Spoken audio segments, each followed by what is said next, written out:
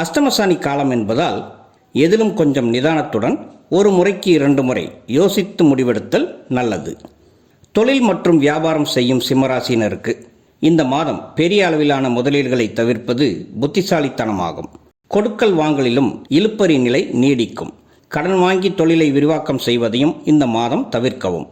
அறிமுகம் இல்லாத புது ஆளுங்களோட பார்ட்னர்ஷிப் போட்டு பிஸ்னஸ் ஆரம்பிக்கிற பிளான் இருந்தால் அதை சரியாக வரக்கூடிய ஜூன் மாதம் குரு பெயர்ச்சிக்கு அப்புறமா ஆரம்பிக்கிறது ரொம்ப நல்ல வளர்ச்சியை தரும். உங்கள் தொழிலில் மறைமுக போட்டிகள் அதிகரிக்க இந்த மாதத்தில் அதிக வாய்ப்பு இருக்குது. உங்களுடைய பிஸ்னஸ் டெக்னிக்ஸை யார்கிட்டையும் ஓப்பனாக சொல்லி வைக்காதீங்க. கலைத்துறை, கமிஷன் ஏஜென்சி மற்றும் நிலம் சார்ந்த தொழில் செய்கிறவங்களுக்கு இந்த மாதம் வருமானம் சுமாராகத்தான் இருக்கும்.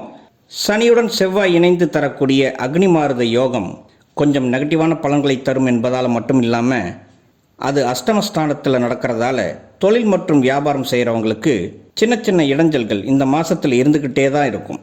தொழில் நிமித்தமான பயணங்கள் வந்தாலும் அதற்கேற்ற லாபம் கைக்கு உடனே கிடைக்காம போகலாம்.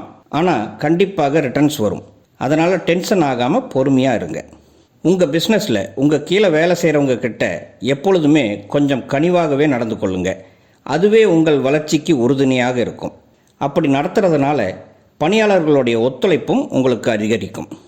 வேலைக்கு போகும் சிம்மராசிக்காரர்களுக்கு இந்த மாதம் முதல் பாதியில் அஷ்டமஸ்தானமான 8ஆம் வீட்டில் சனியோட சூரியன் அது ஆரம்பத்திலேயே அங்கே இருக்கும். 3ஆம் தேதியிலிருந்து செவ்வாய், 11ஆம் தேதியில் புதன் ஆக 3 கிரகமும் சனியோட அதுவும் நடக்கிற அஷ்டம சனி காலத்தில் சேர்வது கத்தி மேலே நிற்கும் நிலைதான் உங்களுக்கு. உங்கள் ராசிக்கு குரு மற்றும் சுக்கிரன் நல்ல நிலையில் இருக்குது. நீங்கள் உண்டு, உங்கள் வேலை உண்டுன்னு அமைதியாக வேலைக்கு போயிட்டு வந்துட்டு இருந்தீங்கன்னா உங்களுக்கு இந்த மாதத்தில் பிரச்சனைகள் எதுவும் இல்லாமல் தாண்டிடலாம். இந்த ஒரு மாதம்தான் பிரச்சனைகளை அதிகமாக ஃபீல் பண்ணுவீங்க. வேலையில் ஒர்க் ப்ரெஷர் மண்டையை பொழக்கும். குடும்பத்திலையும் பல துருவத்திலிருந்து தாக்கம் இருக்கும்.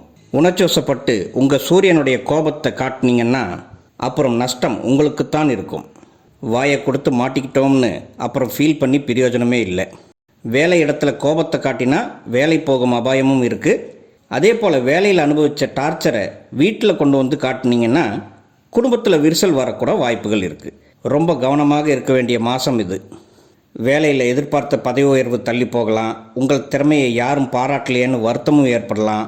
சில நேரத்தில் அழுக கூட வரலாம். ஒரு விஷயம் மட்டும் மனசில் வச்சுக்கிங்க, பொறுத்தார் பூமி ஆழ்வார். சிம்மம் ஆளுமை அதிகம் உள்ள ஒரு ராசி தாங்க. இந்த மாதத்தில் பதுங்குனீங்கன்னா அடுத்த மாதத்தில் பாயலாம்.